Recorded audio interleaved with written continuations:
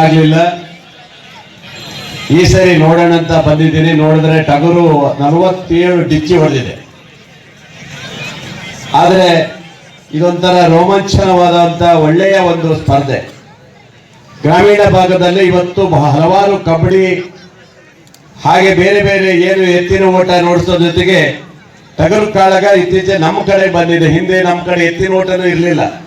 ಆ ಭಾಗದ ಬಯಲುಸೀಮೆಯಲ್ಲಿ ನಡೀತಿರುವಂತ ಇವತ್ತು ಸ್ಪರ್ಧೆಗಳು ಸಾಗರದ ನಗರದಲ್ಲಿ ಇವತ್ತು ಮಾಡ್ತಾರೆ ಅಂತ ಹೇಳಿದ್ರೆ ನಮಗೆ ಖುಷಿ ಆಗುತ್ತೆ.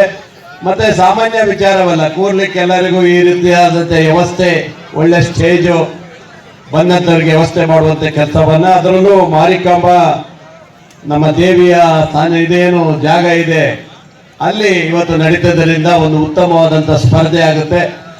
ದಯವಿಟ್ಟು ಸಣ್ಣ ಪುಟ್ಟ ವ್ಯತ್ಯಾಸ ಆಗಬಾರ್ದು. ಕುರಿ ಕಾಳಗ ಅವ್ರು ಮಾಡ್ತಾರೆ, ನೀವೇ ಅವ್ರಿಗಿಂತ ಜಾಸ್ತಿ ನೀವೇ ಕಾಳಗ ಮಾಡಕ್ ಹೋಗ್ಬೇಡಿ. ಕಾಳಗ ಮಾಡೋದಿದ್ದಾರೆ, ರೆಫ್ರಿ ಇದ್ದಾರೆ, ರೆಫ್ರಿಗಳು ಏನ್ ಹೇಳ್ತಾರೆ ಅದನ್ನೇ ನೀವು ಅದನ್ನ ತೀರ್ಮಾನ ತಿಳ್ಕೋಬೇಕು. ದಯವಿಟ್ಟು ಯಾವುದೇ ಸಣ್ಣ ಪುಟ್ಟ ವ್ಯತ್ಯಾಸ ಆಗದೆ ನೋಡ್ಕೊಳ್ಬೇಕು.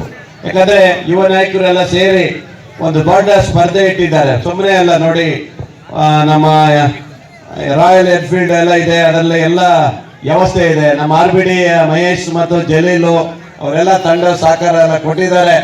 ಎಲ್ಲರ ಸಾಗರದ ನಾಗರಿಕರು ಸಹಕಾರ ಕೊಟ್ಟಿದ್ದಾರೆ.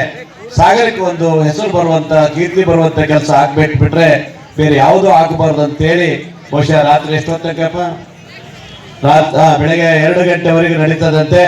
ಚೆನ್ನಾಗಿ ಆಟ ಆಡಿ, ಒಳ್ಳೆ ರೀತಿಯಲ್ಲಿ ಆಟ ಆಡಿ ಸಾಗರಕ್ಕೆ ಒಂದು ಕೀರ್ತಿ ತರುವಂತ ಕೆಲಸವನ್ನು ಮಾಡಿ ತಾಯಿ ಮಾರಿಕಾಂಬೆಯ ದೇವಿಯ ಹೆಸರು ಇದನ್ನು ಇಟ್ಟಿದ್ದಾರೆ. ಹಾಗಾಗಿ ಯಾವುದೇ ತೊಂದರೆ ಆಗಬಾರ್ದು ಅಂತ ಹೇಳ್ತಾ ಸಮಸ್ತ ಎಲ್ಲ ಬಂದಂತ ಇಲ್ಲಿ ನಾಗರಿಕರಿಗೆ, ಪತ್ರಕರ್ತರಿಗೆ ಮತ್ತು ನಮ್ಮ ಯಾರ್ಯಾರು ಟಗರುಗಳನ್ನ ಹಿಡ್ಕೊಂಡು ಬಂದಿದ್ದಾರೆ, ಬೇರೆ ಬೇರೆ ಜಿಲ್ಲೆಯಿಂದ ಬಂದಿದ್ದಾರೆ, ಅವರೆಲ್ಲರಿಗೂ ಮತ್ತೊಮ್ಮೆ ಅಭಿನಂದನೆ ಸಲ್ಲಿಸಿ